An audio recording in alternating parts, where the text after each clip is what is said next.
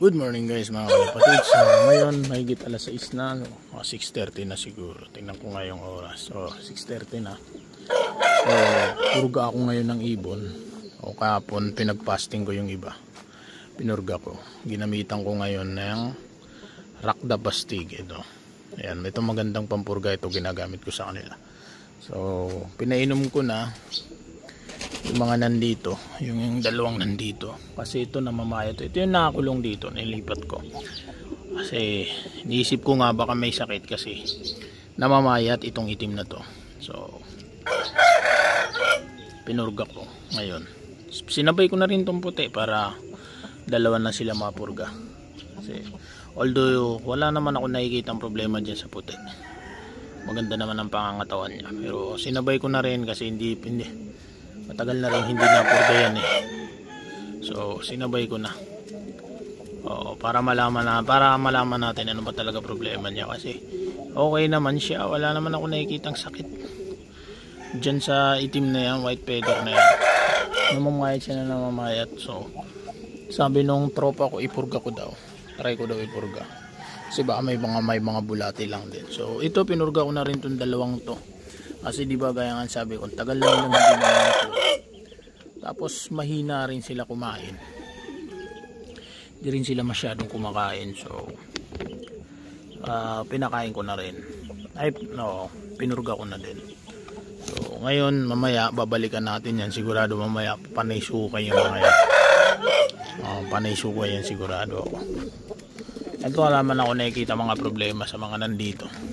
Hindi ko na muna pinurga kasi kakalipas lang naman ng mga yan, kakalapas, diba? Nag-anuan na nga sila, nagbabarakuan na. So siguro patagalin ko muna, siguro pag umabot na mga summer na siguro, para medyo matagal na kasi wala pa kasi isang taon yung mga yan eh.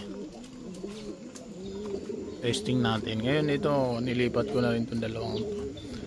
Gusto ko sanang ipurga to kaso magkakaedad lang naman sila eh. So hindi ko muna ipupurga yung mga yan.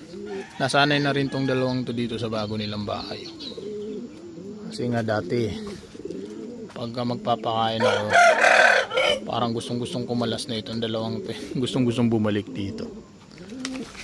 So hintayin muna natin, tingnan natin, mamaya sigurado sukan na yan, or mamaya sigurado may mga nasukan na yung dalawang yan. Apat pala. Okay. Ayan, balikan na natin sila. Okay, so may nagsukan na dito kabila. Ayan o. Ayan guys, may suka na to. So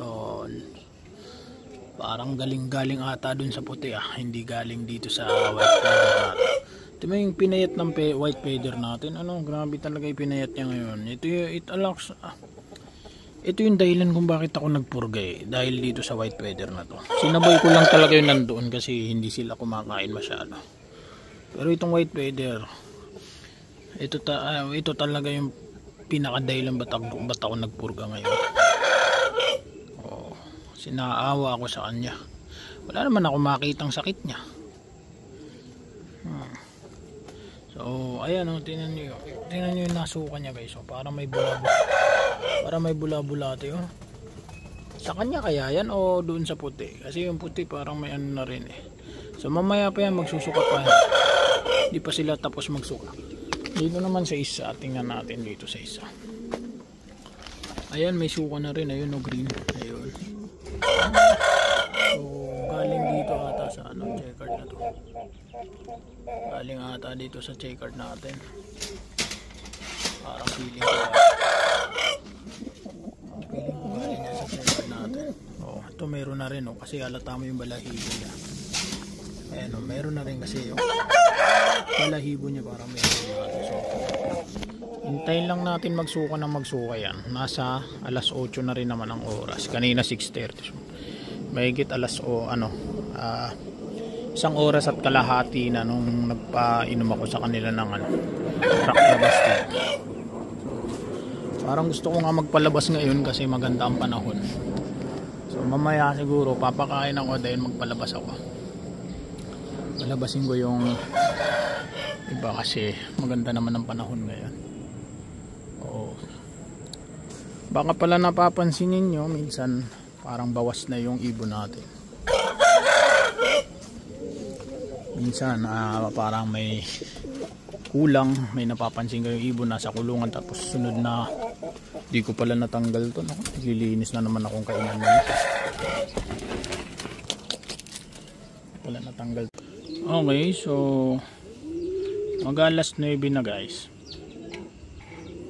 Mag-alas 9 na, so silipin ulit natin. May napapansin lang ako, no? Tingnan nyo, na parang naisukan siguro nila to, kasi ito yung patok ako. Tingnan nyo, basa pa nga, ayun, no? May green pa yung kamay ko. Oh, naisuka siguro nila to. So ang mali ko lang siguro, may mga ayan, no? May mga patuka kasi dito na kumalat. Hindi ko nalinis tong kulungan na to. Siguro tinuka na itong dalawang to. Nagsusuka nga sila, di ba? So ngayon pinagpasting ko tong dalawang to kagabi. Ayan, hindi kasi nagano yung ano. Pinagpasting ko sila kagabi. Di ba nga, mula hapon hanggang gabi pinagpasting ko sila. Ngayon, nung nilagay ko sila dito, pinainom ko sila ng Rakdabastik. Siyempre magsusuka sila. Di ko na malaya nung nilagay ko sila rito, bago pa sila magsuka, may mga nakakalat na patuka dito. Natuka nila yun, siyempre gutom sila eh. Tinuka nila, kaya siguro ayan, nagsuka sila, nasuka nila yun, yung patuka na yun, naisuka nila. So wala lang tayong magagawa, nandyan eh. So hindi ko alam kung may nakain pa sila o ano, pero talagang nagsuka sila eh. Kasi sa ngayon, ang nakikita ko pa lang talaga na naisuka nila yung isa. Yung kanina na nakita natin, ayun o. Yan pa lang talaga na isusuka nila. So tingnan natin ano pang pwedeng mangyari. Ito naman sa kabila, yun, same lang din. Yun pa lang din ang natatanaw ko. Yun pa lang ang natatanaw ko dito sa kabila. So wala pa masyadong suka. So kaya nga nang sabi ko, alas 10 na ako papatuka. Ma-update din tayo sa sisiw natin dito, sa inahin natin. Ayun yung inahin natin. Nilagyan ko na rin ng singsing yan. Kaya lang ang pinagtataka ko dito sa inahin natin. Parang ano, para siya matamlay guys. Parang matamlay. So dito naman, ayan na yung isang inahin natin. Medyo malaki na. Ayun yung isa. Ito pero medyo malaki na to. So tingnan natin anong lalabas na kulay na ito guys. Kung hindi ko magustuhan, i-out ko din ulit. I-out natin. So balikan ulit natin to. Siguro balik ako mga alas 10 na. Tingnan natin ano na result, kasi pakain ako patuka ako mga alas 10 na. Talaga laruin dito. Yan yung grizzle white na yan, tsaka ito. Yan, sila talaga yung madalas kong bitawan kung saan kasi ano sila talagang sa akin na kasi sila lumaki halos. Sa akin na sila. Ito nakuha ko to sa tropa ko. So, may maganda kasing linya din, dalawang yan. Tiwalang-tiwala ako sa kanila. Although tiwala naman ako dito sa mga nandito, nakakulong dito. Pero yan kasi mga yan, alam ko kung saan galing. Tapos ito tinitrain ko na rin to. Kasi galing yan dun sa pinakamaganda kong linyada na ano, ibon. So balikan uli natin doon. Siguro mga alas 10 na ako magpapakain para talagang sukan-sukan na nila. Ayun, para sumama nga yung pakiramdam ng white feather. Para sumama yung pakiramdam niya guys, no? Okay lang yan. Para naman sa ikabubuti niya yan. Para maisukan niya talaga. Ito, sumama na rin pakiramdam nito. Lang yan guys. Magsusuka pa na magsusuka yan. So balikan uli natin sila mamaya. Sigurado ako marami pang isusuka yan. Dati mga YB lang yung mga, ngayon babarakuhan na. Nakahanap na ng partner yun. Nakahanap na siya ng partner niya. Parang babae rin ba to? Ayan, puro hen ba yung nakuha ko? Hindi, ano yan, maragay ko ang hen ito. Ayan, alam ko yan ang coke. Itong coke na to, itong black ano yan.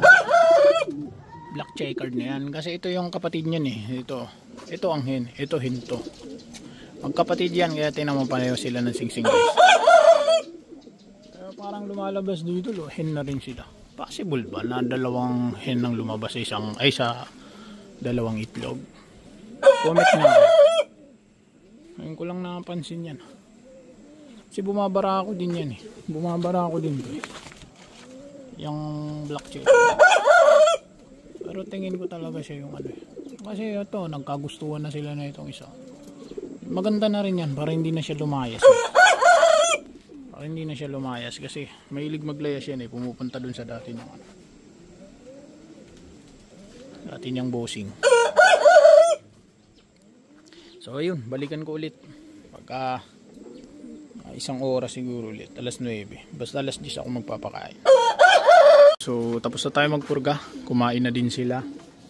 Okay, so sana bumalik yung kalusugan ng isa doon, no? Bumalik yung ano niya, yung laki niya ba. Dati kasi mataba yan eh. Kasing laki niyan siguro yan, checkered na yan. Ngayon ang payat na talaga. So sana lumaki, no? Tapos naubusan pa pala ako ngayon ng pagkain. Ubusan pa pala ako ng pagkain kasi hindi ko napansin na ubusan pala ako. So mamaya bili na lang tayo. So pinakain ko muna sa kanila yung dublado, pagkain ng manok ko. Pero okay lang, at least ngayon eh natapos natin ngayon yung isang assignment natin. So sana okay na yung ibon na yan. So, ito yung isa na bumabalik dun sa ano niya, dati niyang amo. Ngayon umuwi na kasi pinarisan niya ata. Mas may pinarisan siya dito eh. Naisa hindi na sila yung parang blue bar yun na medyo dark yung kulay. Gray, parang gano'n. Ewan ko, gray naman lang. Pagka gray na, ewan. So, basta may pinarisan siya dyan eh. Kaya hindi ko tuloy alam kung babae ba yan o lalaki. Ayun yung puti, umuwi na. Hindi na siya pasaway. O sana siya umuwi. So, doon na naman sila sa bubungan nagtambay, no?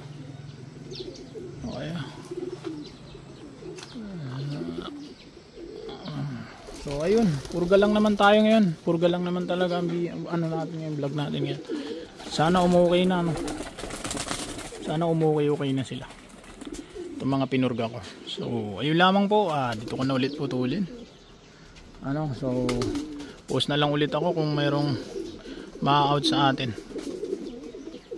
Wala na rin kasi ako masyadong oras, kaya yung mga na-out ko, pag may pumupunta mga bata dito gustong bumili, hindi ko na binibideo.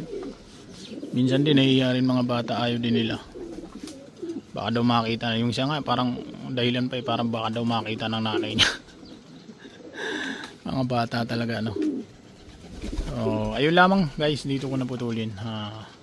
Sa mga nandyan pa, sumusuporta pa sa atin. Minsan tatlong comment lang nakikita ko. Pero alam mo yun, okay lang. Kaya nga nang sabi ko, libangan ko lang naman to. Huwag tayo masyadong hinahabol. Pero at least may views pa rin tayo, no? Minsan may mga nakikita pa ako 50 views. So ayun, thankful pa rin ako sa mga yun. So ayun lamang po, dito ko na puputulin.